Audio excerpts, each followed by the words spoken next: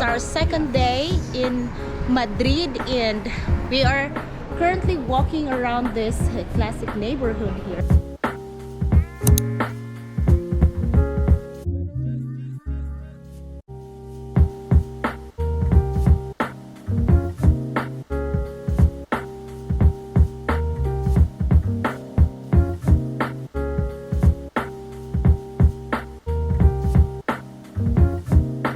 We're going now to the market and let's grab some bites there.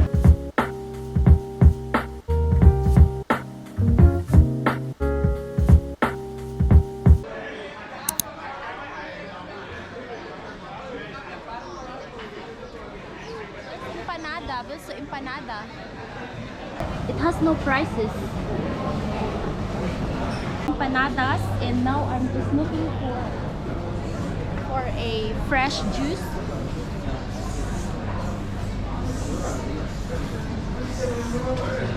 A lot of fresh fruits here. We got juices here. This costs 3 euros each, and this empanada cost 4 euros and 40 cents. So yeah, let's try it. I got chicken. It's pollo in Spanish. Pollo. Pollo or pollo? Okay, let's try it. So flavorful. Yummy. Huh? Yummy. Such a perfect spot for food trip. And I don't know, where are we going next? Palacio. There's a palacio nearby, so let's check that out.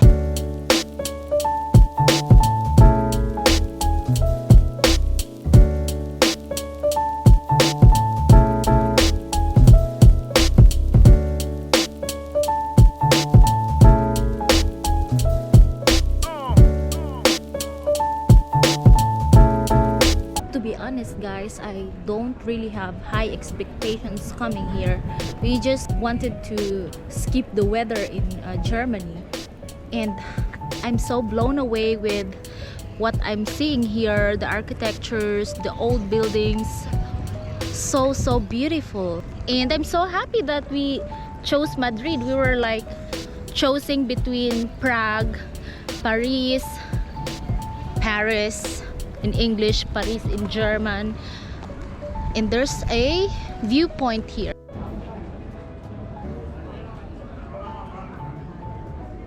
And let's check this view here.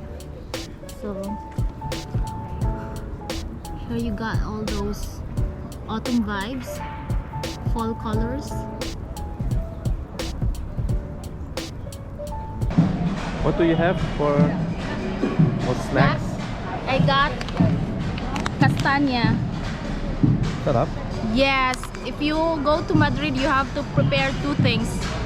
First, it's your feet for long walks. Second is your tummy, because there's so much to eat here. Another shopping street here. You wanna go shopping?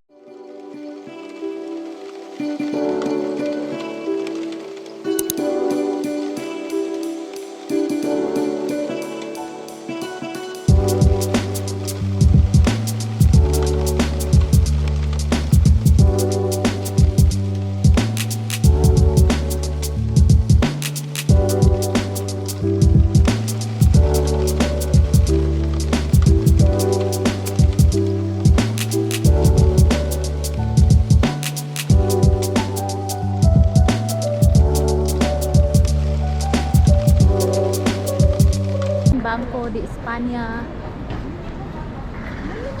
and there's another beautiful looking old building. Look at that.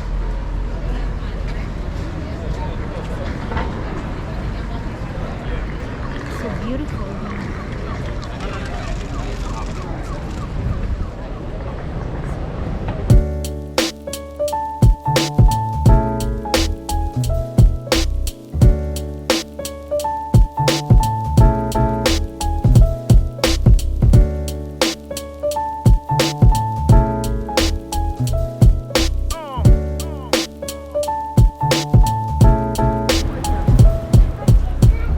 Look at the traffic jam here.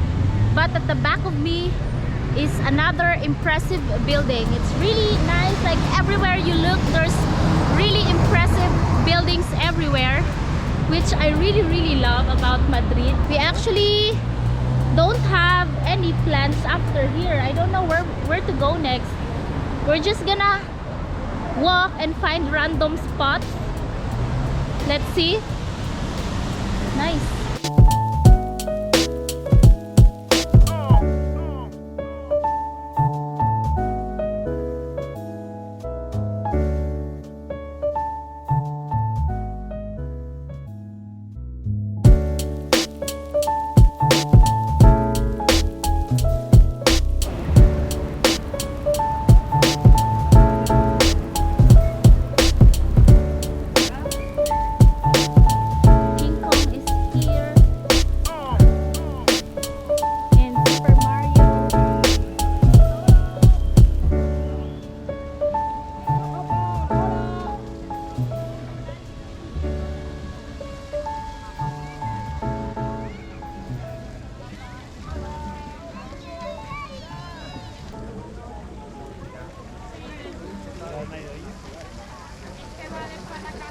We've come to a place called El Retiro.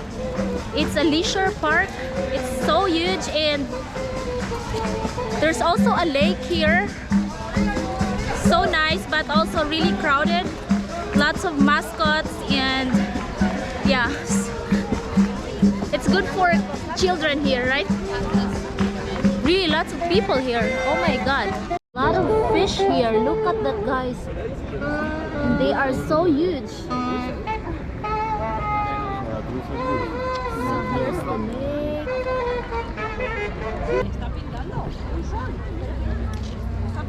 Chilling. Chilling.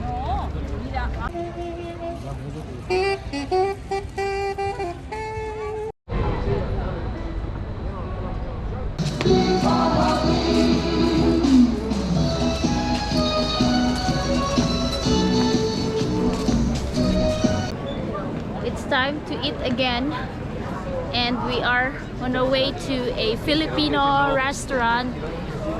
It's just 9 minutes away from our hotel. Where is the Filipino restaurant? It's supposed to be here in this corner. What says Google? We have to walk farther.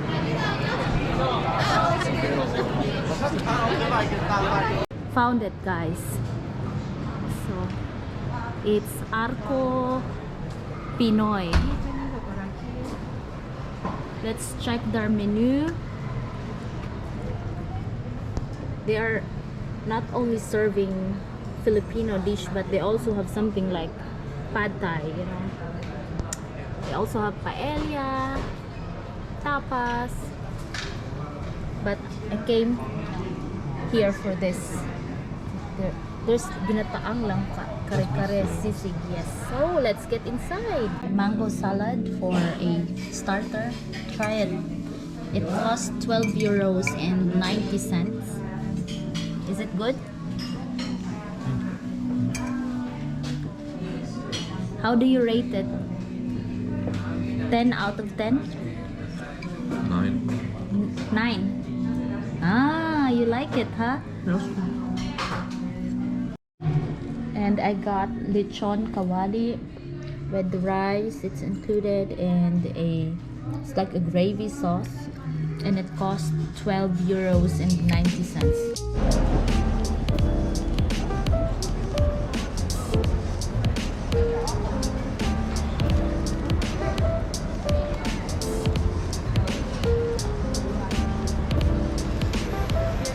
Can we please go back here next week? Because for sure all of this Christmas decoration will be completed. Looks so beautiful. Looks like? Please!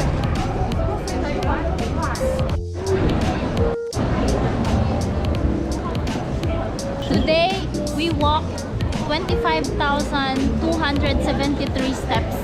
Like? Yes.